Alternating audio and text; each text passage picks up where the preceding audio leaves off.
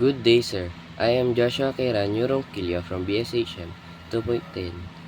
Today, I will present a special activity titled Promoting Local Tourism Through Digital Marketing, a mini campaign as part of my performance in entrepreneurship in tourism and marketing.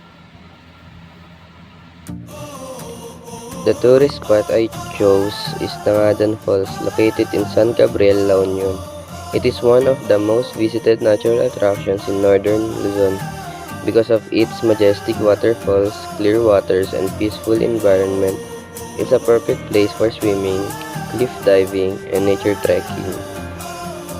Promoting places like Tangadan Falls is important not just for tourism, but for the local community. Many residents earn a living as tour guides, tricycle drivers, and vendors.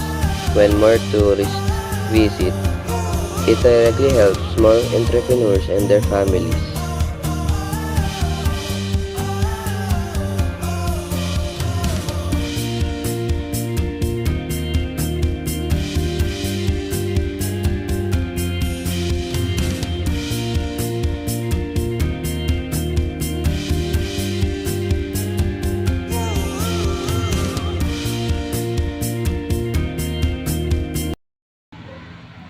In conclusion, this activity helped me understand how digital marketing can empower local tourism and entrepreneurships.